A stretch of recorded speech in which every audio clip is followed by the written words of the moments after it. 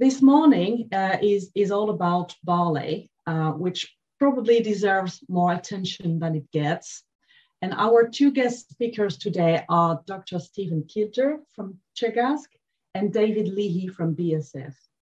So both are working in Ireland, where barley is by far the most important cereal grown, but the unique maritime climate of Ireland brings its own challenges. So this is a great opportunity for UK barley growers to learn from the Irish experience, even if we can't replicate everything, of course, but there are certainly ideas to build on. I'm really pleased now to welcome Dr. Stephen Kilder.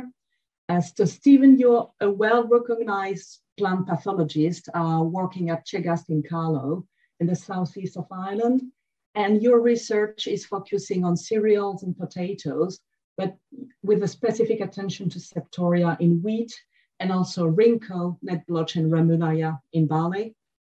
So it's over to you, Stephen. Thank you very much, Muriel, and I suppose thank you, BASF, for giving me the opportunity to speak this morning. As Muriel says, it's slightly, I suppose, different. We're a maritime climate, and I suppose everything that I'll be sort of presenting today reflects that to a certain extent, and the disease pressures, etc. So I'll just get started straight away, and I'll jump into that exactly. And as Muriel says, look, barley is an important crop in Ireland. Look, we grow almost 2/3 of it, or of all the cereals we grow, it's barley accounts for about 2/3. So that's between winter and spring. I suppose where we grow it, it is generally along the east coast and the south, and I'll highlight that in a little bit more detail in the next couple of slides. And we grow it, I suppose, mainly for feed. There's a big malt component also, and that's mostly into the spring barley side. Feed would be winter and spring. And of course, look, we're everywhere that you don't see that sort of orange dots in the map of Ireland is probably grasslands and for either dairy production or cattle production, beef. And straw, therefore, is a major component. So, and barley straw, I suppose, accounts for the majority of that and would be used quite a lot. So, look, barley is important. Why then we would have, I suppose, problems with disease, or look as disease as a major aspect? We have ideal growing conditions for barley and for cereals in general. And when you look at that, where we're growing the crops on the east coast, on southeast, if you can see, it tends to be the drier part of Ireland. And it tends to be that warmer part of Ireland. Now, when I say it tends to be, look, you can see there's still quite a high level of rainfall in some of those areas, and really it's not that warm, but it's got a sort of almost a stable dampness and a stable mildness to it. So it is sort of ideal conditions for growing crops. No shortage really of water, and no major fluctuations in temperature. But one thing, look, as we sit here this morning, I'm looking out the window. We're in the calm before the storm. To give an idea, I suppose, of what happens, look, the next couple of days, we're going to get a lot of rain, an awful lot of rain. And basically, this tends to come up from the southwest, carried in that Gulf Stream. It hits the country, as I say, down the southwest, and then it moves across, as you can see in the map there, the rainfall moving across. So the areas that we are actually growing a lot of the barley will get quite a bit of rain. And it'll come not just, I suppose, over the winter months, but we can get it during the late spring into early summer. And that's, I suppose, can start to cause us problems with diseases. And leads to sort of almost like a perfect breeding ground for the diseases. And the major ones in barley that we're tackling, as Muriel mentioned, is Ramularia. I suppose this is one that's been around now maybe about 30 years, maybe just under 30 years. And up until, I suppose, that last number of years, we would have regarded it really as a major problem because we had CTL. The loss of CTL is really focused the mind on this disease. And the other diseases, I suppose, that we're tackling, Rhynchosporium, it's been there quite a long time. It's still there. A lot of sort of tasks to get varieties better and we do get better varieties, then they can break. So it's a sort of an endless cycle. Rhynchosporium, you'd expect some level there. Similarly with net blotch, especially I suppose when you move into those spring barley crops, a little bit warmer weather, you'll see a bit more net blotch. The rust and mildew, look, I suppose mildew would have been the big task for an awful long time, but we've moved into a scenario now where we're getting some very good genetics coming through with some very good mildew resistance. That said, look, the winter barley maybe isn't as good as the spring barley in terms of the resistance that we have. So it can be also a problem. And rust can appear, especially I suppose in some varieties, it can be a major problem. I also include Nodorum there, and I'll highlight it again later, in that we have seen a bit more Nodorum in the last 10 years. It tends to be a minor problem, but it can be confused with other diseases. And of course, look, there's other diseases that we don't tend to see, but I know in the UK, they have popped up. Things like tan spot has been there.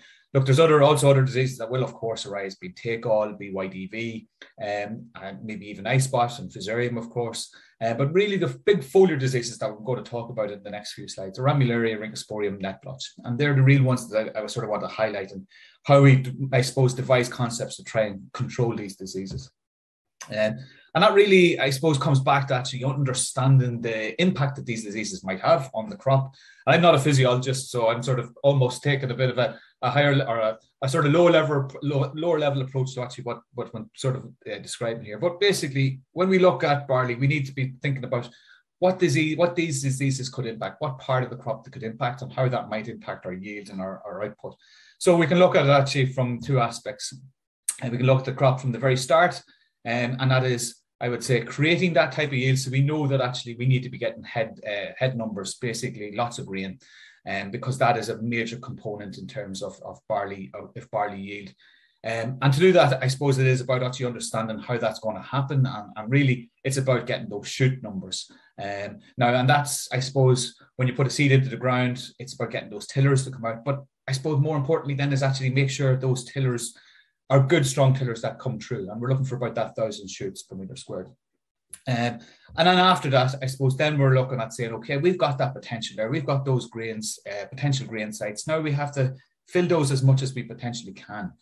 But I suppose unlike wheat, where you're looking for a long grain period, there's probably a certain period here that we're going to maximize that yield. And it's about maintaining, I suppose, the canopy during that period. And after that point, I suppose it's a case of, okay, look, its impact, we lose the canopy, its impact on yield will be minimal. And really, that's, I suppose, what we're trying to do. So if we have disease in this early point, at that stage when actually those tillers or those shoots have been created, and we're over the winter months, in terms of winter barley, we create some, we lose some. In spring barley, it's a little bit shorter of a period. We could potentially lose some quicker or not get them. So if we have disease at that stage when the tillers are there or the shoots are there, we could potentially have a problem if there's enough disease to actually knock back and really restrict those tillers or even grain site development. And then equally, as we move into that maintaining type period where we actually want that canopy to capture in sunlight, if those leaves aren't there because disease is taken them out, then of course we're going to be starting to lose that yield. We're not able to fill those grains that we've created. So really what we're trying to do is then protect that period or that part of the barley in terms of early season protection and then later season protection also. That's really what we're trying to do with a disease control strategy. And we can look at it and say, okay, why are we doing that? As I say, look, we want to prevent the diseases, but the question is how much and what we need to be doing in that sort of scenario, how much are we going to lose, or how much could potentially lose. What management strategies should we be using? Is it all fungicides, or is there other components of disease control that we should actually be looking at first? And how can we then put these into place? And that's, I suppose, over the next few slides is something that I'd like to sort of tease out a little bit further in that sort of aspect. So why should we be doing it? Look, this is maybe an extreme case. It was trials in Oak Park and Carlow in 2019, a variety called Pixel. We know it's quite susceptible to Ramularia. We basically kept control of all other diseases in this, and basically where you could see actually where we controlled Ramularia quite effectively, we got a very good yield. I should say this is a winter barley crop. And look, where we let Ramularia run riot, we lost nearly 2.5 tons, or just over 2 tons of yield. But also, if you remember back, I said straw is quite an important component of the barley crop too. Not only are we seeing a big impact on the grain yield, we're actually seeing a big impact there on straw quality. You can see that there's quite a lot of bracklin, and it's pretty much a mass in this sort of scenario. And maybe it was so in this specific plot, it was almost a case that actually it brackled so badly that the heads didn't actually fall to the ground, and we were able to pick them up. In another scenario, may not have actually had that 10.2 ton in the untreated. It could have been worse. So there is a significant impact of disease on barley. And again, look, in the Irish context, this can be a really significant impact. And I imagine then as you move a bit more east, it's going to be a case of actually maybe the impact may not be as large, but again, it's going to be dependent on the season and the weather and the disease pressure that might be there. So it is something that we need to sort of control and develop strategies for. How we go about doing that, look, I'm going to use the whole aspect of integrated pest management and different strategies that are there, because being realistic, this is what we should be doing. It is a case of that actually all these things are actually, to some extent, will be practiced. There'll be some component of them put into place. But it's about that when all the different management strategies are being thought of, that actually disease or even pests, I should say in general, and I'd include disease in that, and you could also include weeds and insect pests, should also be sort of looked at in terms of, okay, what are the different components? What am I doing in terms of my management sort of practice? And what will the implications be in terms of disease or weeds, etc. So we build up the different layers in terms of the IPM, so that actually, look, we will make a sort of decision that is based on some foundation of information about pesticide selection if they're going to be required. But one of the other components within this triangle is the very last, the top point, and then I'll be drawing back to this again in a few minutes, is that evaluation, that all the management strategies that are put into place and the different components, you have to actually evaluate at the end of the season how successful those were and actually make changes potentially on the back of that for the coming season. So if we take that sort of at the very start, that base layer, be that prevention and suppression, what am I actually really talking about there? And in a barley context, it's going to be, look, prevention and suppression. The first thing that we should be looking at there is variety choice. Can we choose a variety that's going to be able to resist that disease? Basically, what variety can do that? We can look at, I suppose, our recommended list, and I'm putting up the Irish recommended list here. I know that the AHTB will have the recommended list for the UK. And within that, look, we've got some key diseases there for the spring barley for this year. And we can look across each one of those and we can make a decision. Look, there'll be a risk based into that in terms of, look, if we look at that mildew, for example, you'll see that it's probably quite a low risk. And this is something I'll also highlight in a few minutes' time. But basically, we can choose that variety. Now, there'll be different reasons why you might want to choose a different variety. And look, yield at the top there will also give an indication. Everybody might want a high yield, but there's other components, such as the resistance to lodging or bracken, straw breakdown. These sort of things will all depend exactly on the location and I suppose past history. And that's where that evaluation that I mentioned also comes in. Past history is evaluation and understanding that and understanding the risks, etc. And disease control should come into those sort of decision making. Choosing where it should go, and this is an important aspect in terms of, look, is it going to be going into fresh ground that hasn't had barley in it in the last year? Then the carryover inoculum will be a little bit lower and you'd be looking for a case of movement of airborne spores coming in. If it's going into a second barley, or maybe in a third barley, then look, is it going to be a case that actually, look, there'll be a carryover of some of the diseases that I mentioned, such as Eurycosporium, such as your net blotch? In that sort of scenario, would it be, is it more prudent to put a more resistant type variety in there if possible than going with your more susceptible? There may well be reasons why that might not be the case, might not be possible. Then actually look about how can we actually manage this? Is there a way of managing it from sowing date and things like that and delayed sowing potentially? Again, these things are all going to have to come down to farm level and understanding exactly what can go where. And I suppose the question is, why is that variety going in there? And there may well be reasons why a susceptible variety is going into that sort of a slot. And if that is the case, then the decision, you're building in that risk into that sort of strategy of disease that actually you're going to have to manage that risk going forward. There's one omission in the table that I would have had from the recommended list in terms of resistance ratings. And it is the one that I suppose I highlighted at the start as one that is focusing the mind a little bit more. And this is Ramularia. And it's a disease that, look, it's relatively new in terms of diseases. It has been around a couple of decades now. But as I say, look, the chlorothalonil, I suppose, took care of a lot of that decision in terms of managing Ramularia. And I think this is something that we need to start thinking about a little bit more into the future. How can we manage it? Or is there a means that we can actually manage this disease? Because it is the one that is, unfortunately, by the time we see it, it is too late to do anything really about it. I suppose when I say it's too late to do anything about it, again, it'll come back to that aspect about what what was the sort of position, what happened that allowed that ramillaria to develop, and understanding that is going to be key going forward. But it is that omission in terms of building up a risk in terms of that prevention and at the very start coming through from the variety, as I say, is key. We don't have that information, and unfortunately we don't have good varieties that are very, very tolerant or resistant to ramillaria at the moment. And that is a difficulty that we do have to manage. I suppose the second question of that prevention is also then suppression. Can we sort of suppress it? And as I say, look, we potentially could suppress the different diseases depending on where we sow them, etc., in terms of Rincosporium or net blotch. But also then we have something like ramillaria that, look, it's about understanding potentially where that inoculum is coming from. And I should say that's similar for also Rincosporium, and similar for net blotch and mildew and rust, etc. If we can understand where that inoculum is coming from, can we then sort of manipulate the system that actually we can reduce that inoculum?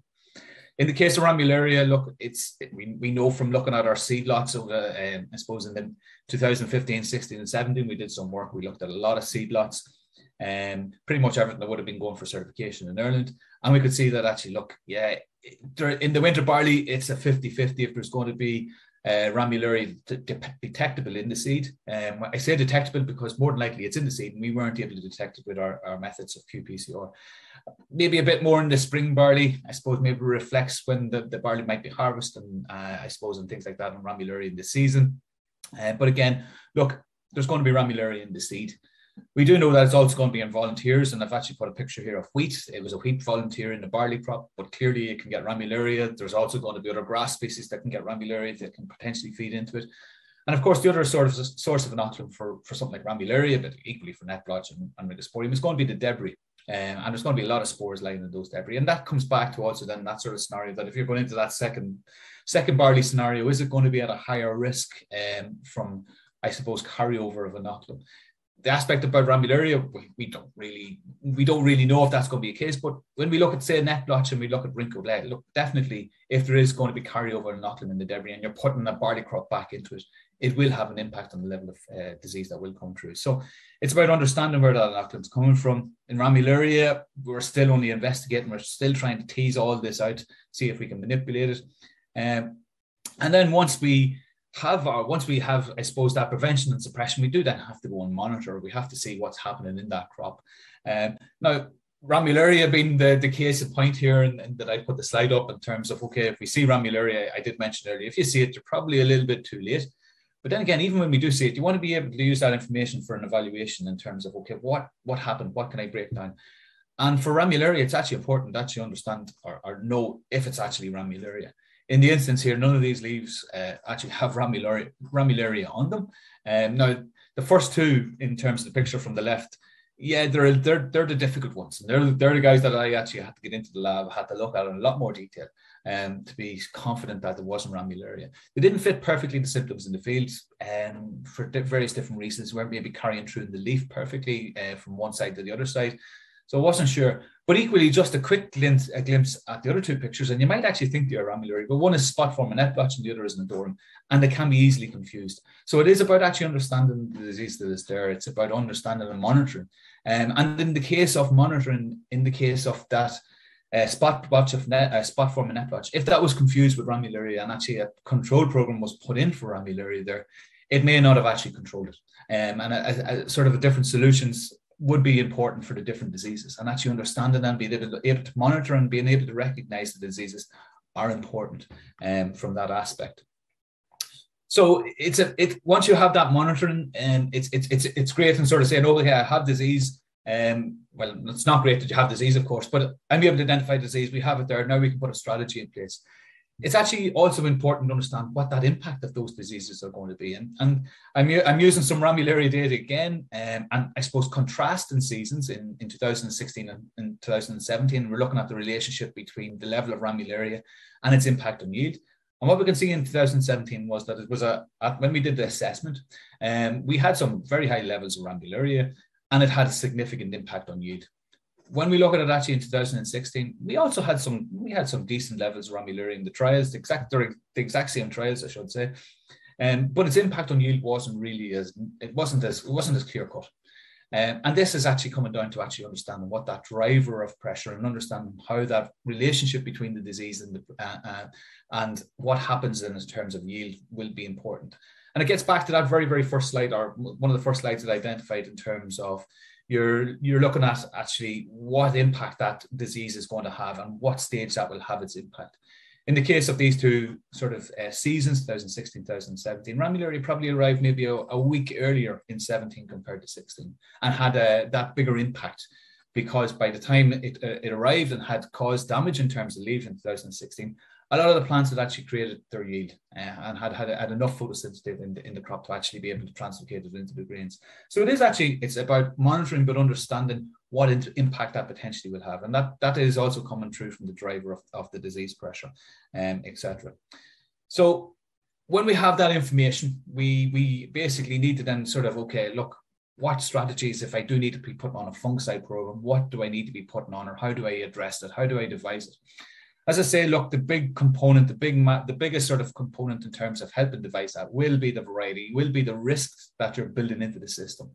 And if we take those varieties, for example, and we look at them, we can sort of say, okay, from a mildew perspective, the risk is probably low here because, look, we've got some very, very good resistance to mildew in the spring barley. I'm giving the example of spring barley in 2022 in Ireland, based on our recommended list. Mildew is quite low, so the risk is quite low. So I wouldn't necessarily be panicking about mildew necessarily in these varieties.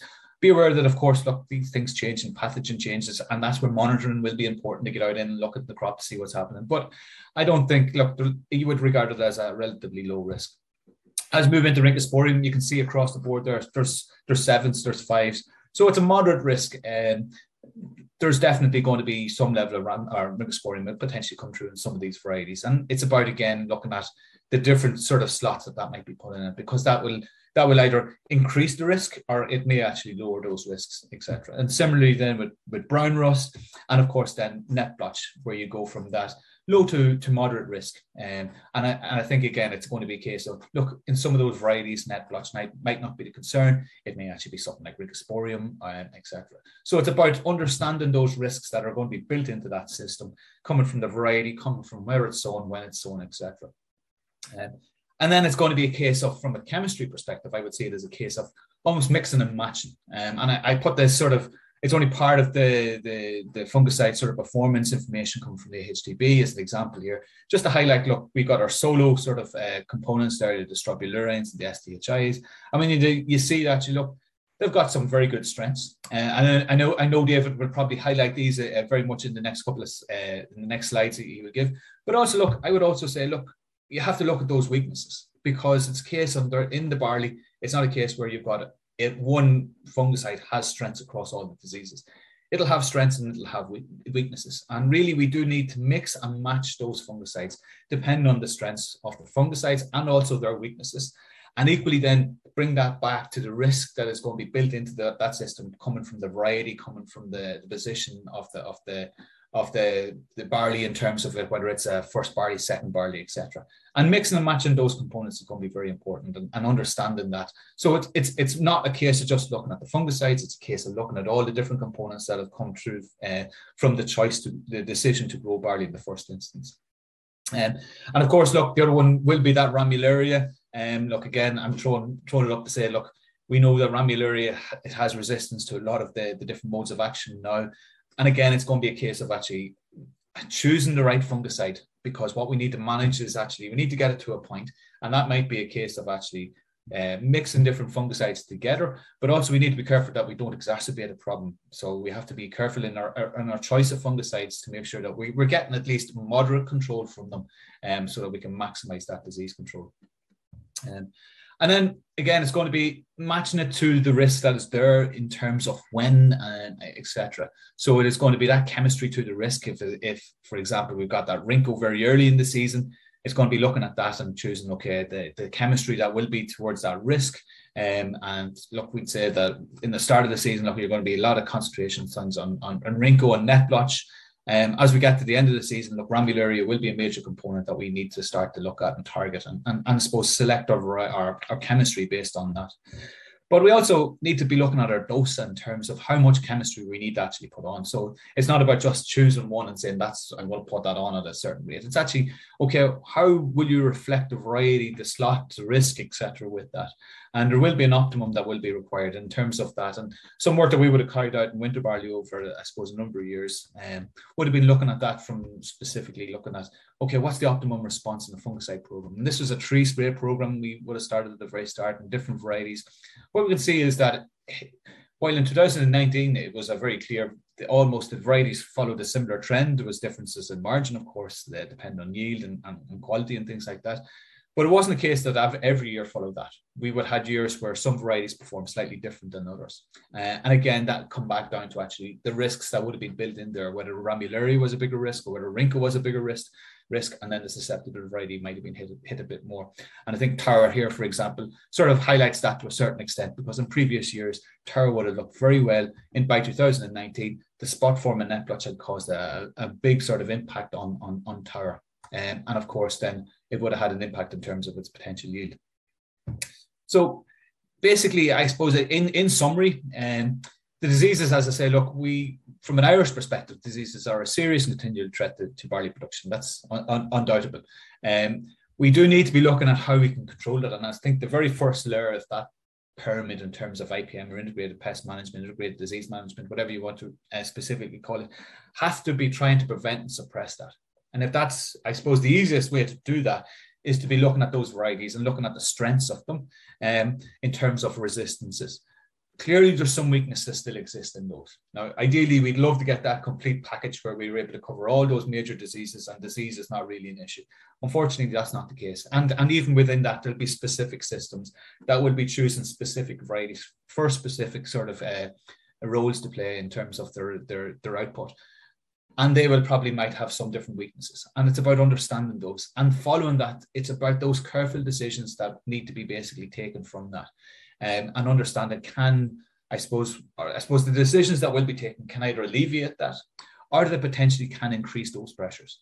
Now, and it's about understanding that okay, if those pressures are increased, then actually, okay, there's a very justifiable reason for the increase in those disease pressures, because it will inevitably put further pressure then on the chemistry that will come after that. And with the chemistry aspect, I would say there's some very good diversity available in the different modes of action of fungicides that are available for barley disease control, the main barley diseases. And it's about utilizing that diversity. It's about mixing and matching and reflecting it in terms of the risk situation that is there. Yeah, of course, look, there is that major sort of concern surrounding Ramularia control, but I do think that we can manage it. And it comes back to actually understanding almost the impact of these diseases on the crops in terms of yield. And I say we're not control. I should say there. I sort of said it in sort of controlling Ramularia. We're trying to manage it. I think trying to get a clean barley crop to the end of the season now is probably something that we will not necessarily achieve perfectly. So with that, look, I've got just to acknowledge the group in Oak Park here that have conducted a lot of work on this. There was also Joseph Mulhera and Henry Price, who's now in SRUC, would have been involved in I suppose, the Ramularia work, and were funded also by the Department of Agriculture. So with that, Muriel, I'll hand you back. So thank you very much. Thank you, Stephen, for this great presentation. There are already questions for you, but we'll address them at the end of the session. So now that we've learned about the Irish barley experience, let's have a look at the solutions that are available to the UK growers for this coming spring. It's my pleasure now to welcome David Leahy on the stage. So David, you're our barley guru at BASF. You've got an excellent scientific background, but also a wealth of hands-on experience in the fields, which gives you a deep understanding of the issues barley growers are facing. So it's over to you, David. Thanks very much, Muriel, and thanks as well, Stephen, for a great presentation. So really what I'm going to do this morning is to sort of put a bit of meat around some of the topics which Stephen alluded to. And there will be a certain bit of overlap, but it's really just, I suppose, taking what Stephen spoke about and actually putting it into principle in terms of product selection. And really in 2022 and even last season, product selection is now more important than ever in barley. And as you would have heard, chlorothalonil is now illegal to use, but more importantly, chlorothalonil is going to leave quite a gulf in the market in terms of disease control and in terms of managing Ramularia specifically. But how do we manage Ramularia, and how do we get it to a place where we can live with it? And ultimately, a robust disease program from start to finish is absolutely central to that. And that is largely linked to stress management, which, as we know, is a precursor to Ramularia development. Equally, prothioconazole, an azole that's performing exceptionally well on barley and continues to perform really, really well. We need to mind that, and we need to be conscious of how well it is performing, but equally how well we protect it and how well we maintain that azole's performance going forward. And we need to be conscious not to become overly relied upon it, because we do know, and history would have taught us that over-reliance on any specific form of chemistry will lead to resistance issues down the line. So product selection in terms of prothioconazole and how we use it is equally important going forward. But also what we have to look at now is what's new coming into the stable as such. And you know, with Revasol in the form of mefentrifluconazole, we now have an azole where its strength is on Ramularia, and Stephen would have mentioned that, as you would have heard, that you know it's not about selecting a chemistry for the entirety of the season. It's about selecting chemistry for a specific disease and tailoring your program, and certainly in the form of Revasol, Ramularia is very much its strength in that regard. But equally, pyraclostrobin and you know, net blotch is becoming more of an issue every year, and we will touch on that a little bit later on. But again, you have an active that fits well into that slot. And finally, but perhaps, you know, one of the more important actives in the form of Xemium, you know, an extremely strong AI on Rhynchosporium. So again, well suited to your early disease control. But what I'm delighted to introduce this morning, and it's probably something which many of you would have picked up in the market in recent days, is a new solution as such, which BASF are introducing into the UK market in the form of a product called Tevos. And what Tevos is, it's a combination of F500, pyraclostrobin, and Xemium. So a very, very powerful product in that regard. And what's unique about Tevos is it's a non-prothioconazole solution, okay? Something which the market is actually craving within, specifically within the UK. We've had access to this type of solution in Ireland for many years, and it's performing very, very well, which I'll allude to a little bit later. What's equally unique about Tevos is it's specifically targeted at barley. It also has rye and triticale on oats, but what you have with Tevos is you have a product that you can either use as a solo, or you can use in combination with prothioconazole, for example, just to take some weight off prothioconazole. So how has Tevos performed in the Irish market? And certainly that's something which I know many of you on the call are eager to find out. But before I come to that, I guess it's also important to mention from a BASF perspective, we are now very, very serious about barley. And certainly we have what we class as a comprehensive solution. In other words, we now have solutions which can manage disease from T1 all the way through to T2, with Tevos certainly fitting that gap early on very, very well. So I want to introduce you to Rhynchosporium and real high pressure Rhynchosporium, which developed in the soft weather climate, which Stephen would have mentioned a little bit earlier. So these are images from a trial below in Southern Ireland in Cork, and from last season. And really what we had last season in Ireland, certainly in winter barley, particularly early in the season and throughout May, was we had a high hit of Rhynchosporium. And certainly in my time looking at trial work and working within the barley crop as such, I never really quite saw a hit of Rhyncho quite like this in my time, and it was very, very severe. And certainly it showed how detrimental that disease can be if conditions allow. But what gave me an awful lot of confidence within this trial was how well the chemistry stacked up. And what we done was we wanted to test the chemistry in the toughest environment. So we looked at single shots as opposed to a programmed approach. So really you were separating out the men from the boys as such.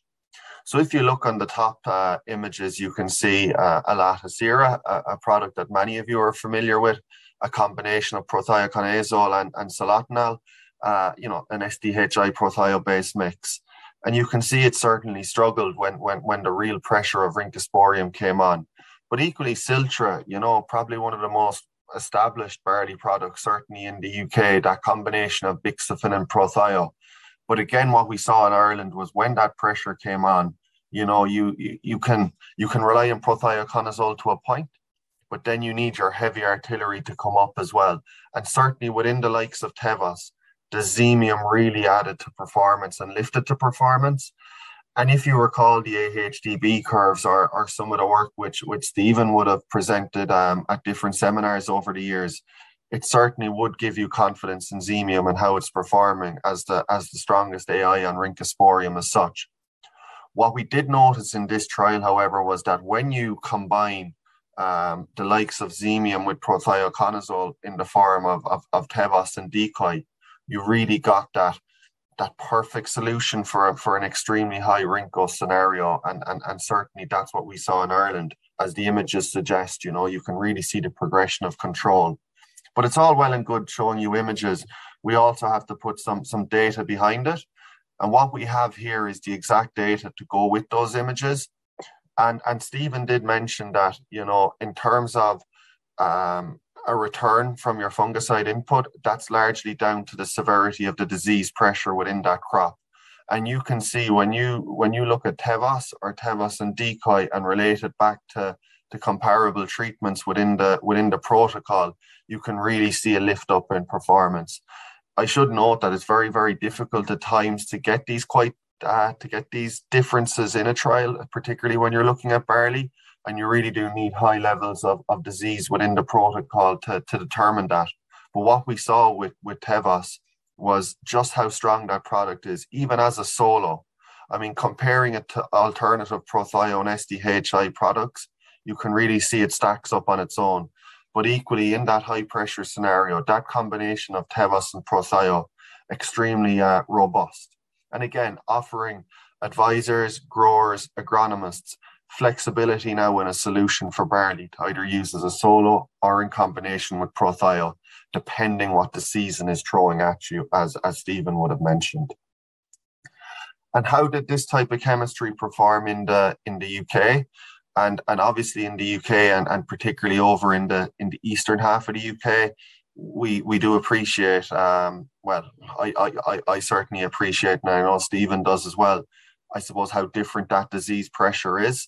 And what we wanted to look at was the performance of Tevos and Decoy again in those scenarios, but at more reduced rates and rates which are perhaps more applicable to those lower disease scenarios.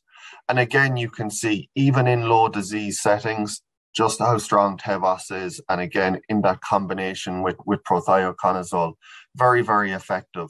And our suggestion in BASF would be, if you're to look at the likes of Tevos as a solo, you'd really want to be up at that 0.75 rate. But if you decide to use it in a flexible manner and to mix it with prothioconazole, for example, 0.4 of both products will be extremely effective, as you can see from some of this data. So that's from a Rhynchosporium perspective, and certainly, you can see that's Xemium, F500, prothioconazole, all very, very effective on that disease. But a disease which is beginning to become, more important, and certainly there's more talk about it this year than other years, is neck blotch. And up until, I suppose, the last 3, 4, 5 years, the perception was that neck blotch is largely a seed-borne disease. And it is a seed-borne disease, and it still will continue to be a seed-borne disease. But that trash-borne phase now has become much, much more important. Disease developing on from previous barley crops, from volunteers in neighbouring fields. And again, it goes back to that whole IPM philosophy of understanding the disease, understanding your rotation, understanding your previous crops. And all of that will form a precursor for for largely anticipating the disease pressure which you will have over the course of the season.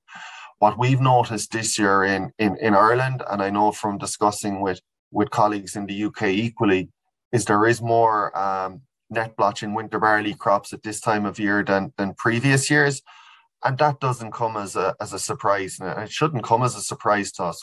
We've had an extremely mild winter, or you could actually argue we've had no winter at all. And net blotch does thrive in those warmer, more humid type conditions. And certainly, if you recall back to October and November, and even in the past few weeks, weather has been extremely mild, and that disease has developed on from the coleoptile and up onto the first leaf and up through the emerging tillers. And that's certainly reflective in what we're seeing in Ireland. But what we have to be very, very conscious of is if we allow that disease to develop and to fester at T1, that will further populate up through the canopy, and we will begin to lose yield. So I would always class the likes of net blotch and rhynchosporium as primary diseases that really want to be nipped in the bud early on in the season. Okay, T1 diseases as such, and certainly what we're seeing at the moment, net blotch is very much a T1 disease at present.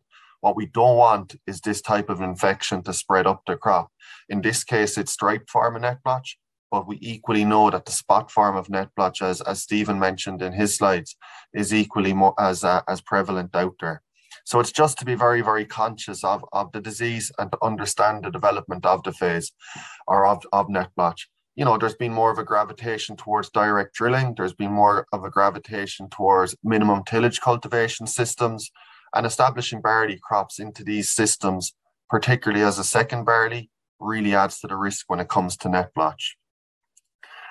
What we also need to understand is not all chemistries perform well on net blotch, and it's all well and good talking about the strengths of chemistry, but you've heard it in the previous presentation. It's equally important to acknowledge the weakness of chemistries, and we know that SDHIs struggle with net blotch, for example. We know that we're looking at widespread net blotch resistance as such across the UK, and certainly our sampling data would have suggested that. What we also know is that the control we were achieving on net blotch from prothioconazole certainly isn't at the level where it was a number of years ago. And that's largely now down to the fact that we're looking at a very, very specific strain, both across the UK and Ireland, in the form of F129L. And this is a strain that particularly affects the QOIs or the strobilurins. And within BASF and with the help of Teagasc and other research organizations, we sampled many crops last year. And as you can see on the image in front of you, 94% of the samples which were sent from the UK last year contained high levels of F129L. And anything above 20% will show a reduction in net blotch control from strobilurins other than F500. And what we've seen with pyraclostrobin is that of all the strobilurins, the likes of azoxy and trifloxy, that pyraclo certainly sets the standard when it comes to controlling F129L. So instead of looking at this form of a specific strain of net blotch as perhaps a rarity, I think it's fair to assume now, certainly from our sampling data, that if you're seeing net blotch within your field, you could almost be rest assured that it is F129L, and that will mean that the program will need to be tailored accordingly. In other words, pyraclostrobin should be featuring to control that. And just to actually put a few more images on it, and last season a number of colleagues in the UK and in Ireland sent me a couple of images of bad net blotch. And certainly if you look at the image on the left, you can see net blotch beginning on the flag leaf, in this case on a crop of Planet spring barley. And Planet wouldn't rate wonderful on net blotch in Ireland. It only rates a 5, and I know in the UK it's not wonderful on net blotch equally. But the T1 within this crop was an SDHI prothio-based mix, and we know that those type of products are not strong when it comes to controlling F129L. And equally, if you look at an image I got sent from the UK, this time a crop of Prepino, and that received a T1 of prothioconazole and an SDHI as well, in this case in the form of solatenol. And again, very, very poor control in terms of net blotch. And again, it comes to understanding the weaknesses and the strengths of products. So if net blotch is in the back of your heads, certainly pyraclostrobin-based chemistry, F500-based chemistry will offer the highest level of control in that regard. So just moving on to Ramularia, and yeah, I mean it's the one fly in the ointment as such. You know, we have strong varietal resistance to a certain extent to many diseases like mildew, net blotch, and Rinco, but up to this point we haven't seen any varietal resistance kick in well yet for Ramularia. And you know, one point I certainly took from Stephen's presentation that's very, very true is, if you see Ramularia in your crop, it's certainly too late at that stage. Okay. And my view and certainly Stephen's view and I know the views of other stakeholders in the industry is that Ramularia needs to be something in our mind from the word go, from day one. We know that seed carries is the precursor to it, and that almost every seed we drill into the ground this spring and last autumn already has the potential to produce Ramularia. But really the precursor to it is stress, okay?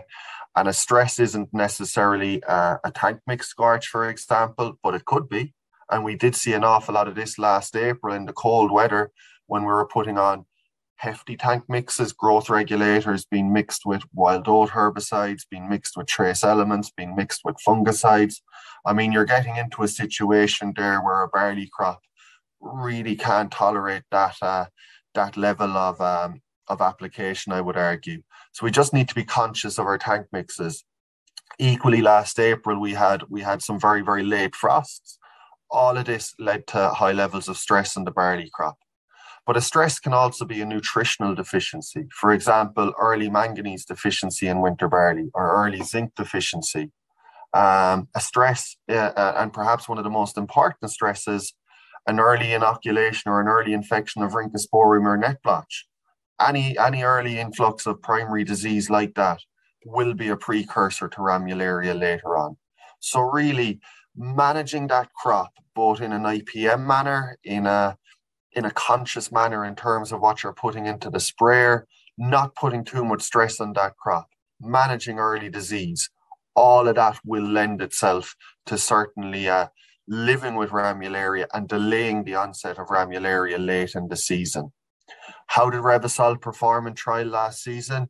Very, very well is the answer. And this was a trial from Scottish Agronomy, and it was a cracker of a trial. And you know, last season, you know, was a very, very good year for Ramularia data.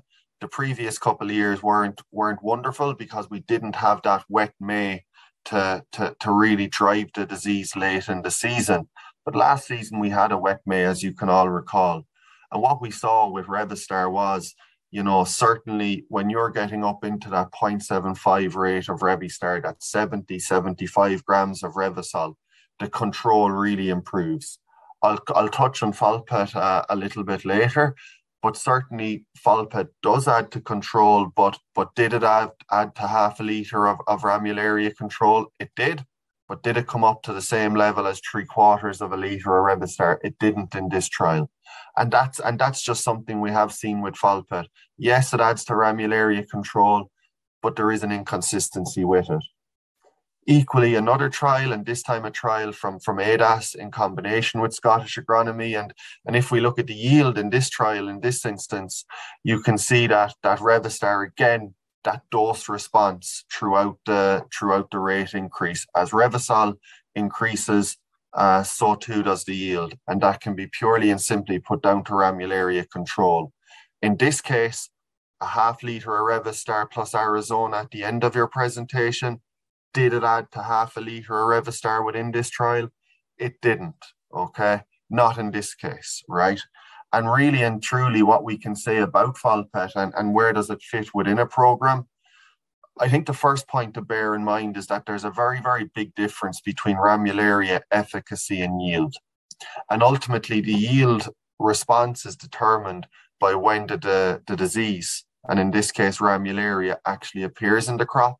So the longer we can delay the onset of that disease, the the less yield impact you will see from Folpet within a program. Okay. Do we see control from Folpet? Yes, it does have a certain effect on ramularia in most cases, but results are variable. So for example, if we knew that we were after putting our crops of barley under massive pressure over the course of the season, and we had a very, very wet May and a wet June, particularly leading up to that T2 timing, I think there's an argument to include Folpet in that case, because we know that the severity of the ramularia infection is going to be extremely high. But if, for example, we had a pretty normal season, a pretty normal May, then in my opinion, I think that Folpet isn't certainly required in that case. And as I mentioned, that the results we've seen from Folpet are pretty variable, and again, that's not down really to the performance of Folpet. That's more down to the ramularia pressure and when that disease certainly arrived in the crop. But what we do know, and I think this is the most important takeaway point, is that a robust crop management strategy, from nutrition to primary disease control, is far more effective than reliance on a chemistry at T2 alone, and certainly far more important than reliance on Folpet alone. In terms of Brackling, and this is certainly a big bugbear for us here in Ireland, and I know it's a big issue for many growers in the UK equally. We do know there's a direct correlation between good ramularia control and good Brackling control. But what we equally know as well is that Xemium as an SDHI, which is contained in Revastar and in Tevos, for example, is an extremely effective SDHI on straw Brackling. Okay. So in other words, that combination of Revasol with Xemium will offer a very good solution as well at T2 to straw Brackling. So just to conclude, and where do we see rates? So if we touch on Revastar to begin with, certainly that 0.75 rate of Revastar at T2 we see as a very, very effective solution in terms of ramularia control, but equally at home at T1 in some cases. But really, from a BASF perspective, understanding your chemistry, Revasol really is the strongest azole at T2. Yes, absolutely, we have no issue with including Folpet with Revastar, but again, it's understanding the disease, understanding the pressure over the course of the season, and in many seasons there may not be a necessity for Folpet. That'll all be depending on the weather over May as such. And the new kiddo on the block as such, in the form of Tevos, we see it as a standalone T1 solution, that combination of Xemium and F500 offering market-leading control, I would argue, on Rhynchosporium and net blotch, but equally offering agronomists, advisors and growers that flexibility to mix with prothioconazole at a reduced rate at T1 equally. And again, a very, very strong T1 solution. And let's not forget pyraclostrobin either as a standalone active. We know that F129L now is an extremely dominant form of net blotch. And if you can get Pyraclo into that program early in the season where net blotch is a risk, you'll certainly be rewarded. So I'll hand back to you, Muriel, and I'm assuming we'll go on to the Q&A session. Yeah, thanks a lot, David, for your presentation. And I think it's a fantastic news that we have a new solution for barley crops with Tevos, and knowing we've recently lost CTL, which was a key barley active. So thank you very much. So we have got some time for your questions now. So if Stephen can join us again, that'd be great. And I think the first question is for you, Stephen. How often is a fungicide beneficial to gross margin versus no fungicide at all in the Irish context, of course? And could we eventually quantify that benefit on average? I think in the Irish context, it's probably beneficial in most sort of situations, being honest. And that's even the case, not just one application, but probably two applications in the spring barley. Of course, there will be seasons where, look, it might turn very, very dry and the margin might be there. But I think when we devise sort of control programs, in most sort of scenarios, they will be sort of put in because the expectation would be that we would be getting disease. Great, thank you very much. There's another question now for David. So you've alluded to Folpet very clearly, but there is a question about eventually other multisites like sulfur. Do you have a view on that? Yeah, Muriel, and I think it's, you know, we've seen in trial that Folpid has added to performance in some instances, but not necessarily always translating into yield, and that largely depends on ramularia pressure. But we haven't looked at sulfur yet, particularly in barley, but it is certainly something we have in the back of our heads for the coming season. My gut would be it's perhaps not up to the same level as Folpet, but it's something we'll certainly evaluate over the coming season, and we'll work quite closely with Stephen on that one also. Great, thank you very much. Maybe another question for you, Stephen. How do different strains compare on net blotch? Yeah, look, I think as David sort of alluded to there in the presentation, that there are differences depending on the mutation F129L, and that definitely is the case. Look, Pyraclostrobin is one that we've known for quite a long time, isn't as impacted on F129L. I think, being honest, also Trifloxy probably isn't as impacted also, but the other ones then, look, Azoxy definitely is one that would be impacted, yeah. Perfect, thank you very much. And I think, yeah, another one for you, Stephen. Do you see a benefit to combinations of Xemium and Pyraclo like Tevos in Ireland? I definitely, look, there's an aspect, David highlighted lots of reasons that we would see the benefit there. Look, and I think it is a case, look, Prothio is one where it could get into every slot in the program. And I think if we go down that sort of route, and being honest, there is programs where you might have Prothio applied in every application. It eventually, look, we know nature will develop, will sort of overcome that. So we want to try and alleviate as much as possible. And again, it comes back then to looking at the risks of the different diseases, the strengths, weaknesses of the different varieties, and then the fungicides. So there is definitely, I think, a slot there for that type of combination, definitely. Perfect, thank you very much. David, another one for you. Do we have alternatives to Prothio? Yeah, we most certainly do have an alternative to Prothio. I mean, Prothio has been the benchmark in terms of disease control in barley for the last decade or two. But what we have now is we have an active that's actually performing stronger than Prothio on Rhynchosporium in the form of Xemium. And I guess what's exciting about Tevos now is we have a non-Prothio solution that's performing every bit as effectively as Prothioconazole. So yeah, 100% Muriel, we have an alternative. Great, thank you. And I think the last question is probably for both of you, depending on if you've got a different view on that. On spring barley, what would be your view on not using a T1 at all and spending more at T2? Maybe Stephen, if you can share your view on this one. From an Irish perspective, again, it's going to come back down to the risks that's going to be built into the system in terms of, is it a susceptible variety? I think from an Irish perspective, look, if it's a Rhynchosporium susceptible variety, it's sort of a case then that there's no compromise there. We're going to have to go with a 2-spray type program. If we have a very sort of resistant to net blotch, resistant to Rhynchosporium, resistant to mildew, and we've got all those resistances there, then of course, look, we're going to be looking at the ramularia as our major aspect. But I don't think we're at that sort of place yet. And equally, as I say, it's also going to come down to the slot that you put that in, whether it's going into a first barley with no barley in surrounding areas. These sort of decisions are going to be very important. But I think we would probably in that bit of higher risk sort of environment over here anyhow. Understood. Okay, David, do you have a different view? Yeah, it's just to concur really with Stephen. I mean, it's understanding your variety, understanding your climate, understanding your disease pressures, and we do know with barley that certainly in Ireland and certainly in higher disease pressure climates that T1 is carrying more weight almost than T2 as such, particularly where we want to try and develop a large biomass early on in the season to get to our 1,000, 1,100, 1,200 shoots per meter squared, and anything that's detrimental to that early on in the season will have an impact on yield.